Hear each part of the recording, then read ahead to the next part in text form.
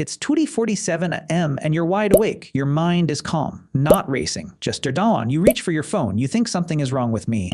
But what if that thought is the actual mistake? For most of human history, waking up in the middle of the night wasn't insomnia. It was just Tuesday, and historians have found over 500 written references to a second phase of sleep, a normal, expected part of every single night. 2 sleeps a night, split by an hour of quiet waking, was simply how humans slept. And so the real question isn't why you woke up, it's why we ever decided that was broken. In the 1980s, a historian named Roger Ekirch was digging through old court records, and he wasn't looking for anything about sleep. He was researching nighttime crime. But one phrase kept showing up over and over in diaries, plays, and legal statements. First sleep, then a second sleep, and as if that were completely obvious. In 2005, he published his findings in a book called At Days Close. His argument: before artificial light, almost everyone in Europe slept in 2 blocks, not 1. And now, you're probably thinking that's a nice theory, but is it real? Old diaries could be wrong. People exaggerate. Language shifts meaning over centuries. Fair doubt. And so let's not rely on old paper. Let's check the human body instead. 3 separate kinds of proof: old records, old rituals, and a modern lab experiment. None of them come from the same source, and all of them point to the same pattern. Let's start with the paper trail, because it goes back further than you'd think. Chaucer wrote about it. English court clerks recorded it, and it shows up for over 300 years. Not one region, not one writer, a pattern repeating across an entire continent, which means this wasn't a rare habit. It was the default setting for the human night.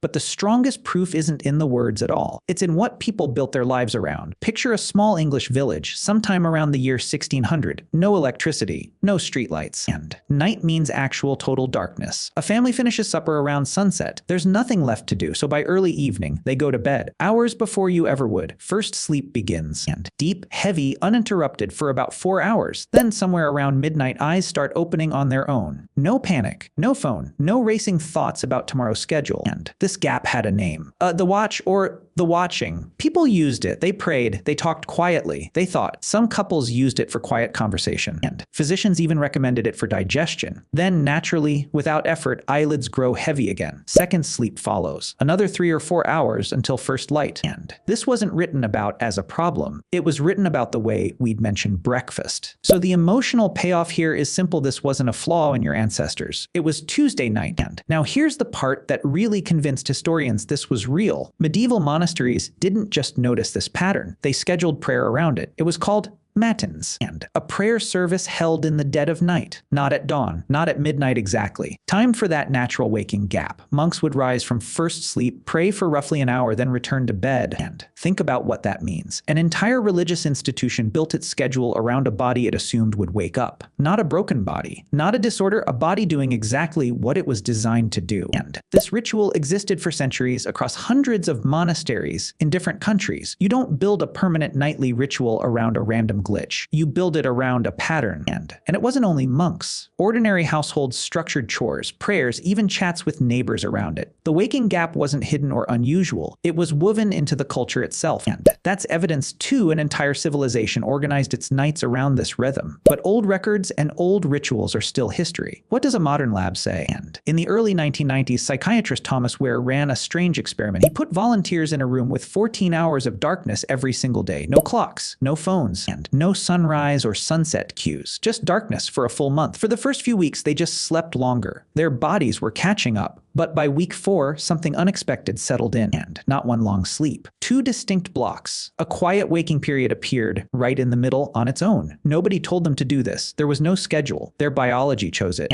And blood work during that gap showed something remarkable: elevated prolactin, a calm, meditative hormone state. It's the same hormone state associated with deep relaxation, even light meditation. And this wasn't restlessness. Physiologically, it looked closer to a resting, watchful calm. Ware had accidentally recreated a pre-industrial night just by removing artificial light. Different century and different continent, different method entirely. Same exact pattern. That's not a coincidence. That's a body doing what it was built to do. So let's actually live through one of these nights start to finish. And it's dusk. The sky is orange, then purple, then gone. Candles get lit one by one in small windows across the village. You bank the fire, you bar the door, you lie down, first sleep comes fast and heavy, dreamless, complete. Hours pass. Outside, an owl calls. The village is silent. Then, around midnight, your eyes open. Gently. No jolt. You don't reach for anything. anything. There's nothing to reach for. And you sit up, you watch the embers glow, you just exist. Maybe you think about the day behind you, maybe the one ahead. This wandering, unfocused thinking has a name too: hypnagogic reflection. And some researchers think this is where dream logic and waking logic used to blend. No pressure to fall back asleep, no anxiety about the minutes ticking by, because there was no clock to check, and just the dark and your own mind. Slowly, without trying, your eyelids grow heavy again. Second sleep pulls you under easily, the way water finds a low spot. You wake again only when the light actually changes, and not before. No alarm, no grogginess, just done when the body decided it was done. 2 sleeps. 1 quiet hour of just being. Zero shame about any of it. This was the rhythm for tens of thousands of years, and then in a single century, it vanished. So what actually happened? Follow the light. The 1700s brought gas street lamps to major cities for the first time. Suddenly, night wasn't total darkness, and suddenly staying up made sense. In 1879, Thomas Edison patented a practical incandescent bulb. Within decades, homes, streets, and factories were lit long after sunset, and factories needed something else: workers who'd sleep in one solid block, ready for one long shift. A worker who wakes at midnight to sit quietly isn't useful on an assembly line, and so consolidated, unbroken sleep stopped being one option. It became the only acceptable one. By the early 1900s, medical textbooks stopped mentioning first and second sleep at all. And it hadn't disappeared from the body. It had just disappeared from what was considered normal. So when someone woke at 2 a.m. now, there was no ritual name for it anymore. No word for the watch. And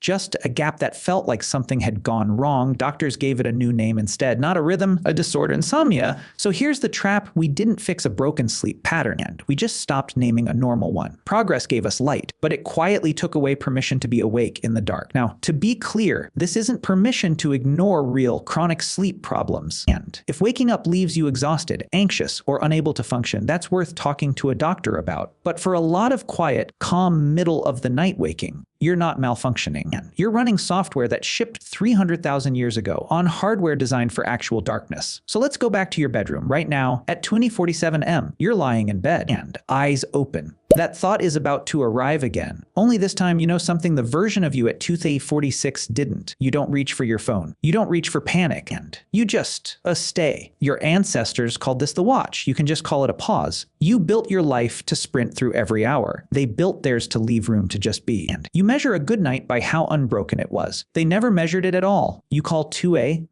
failure. They called it the quietest hour of the day. You chase 8 perfect hours, and they just let the night happen the way it wanted to.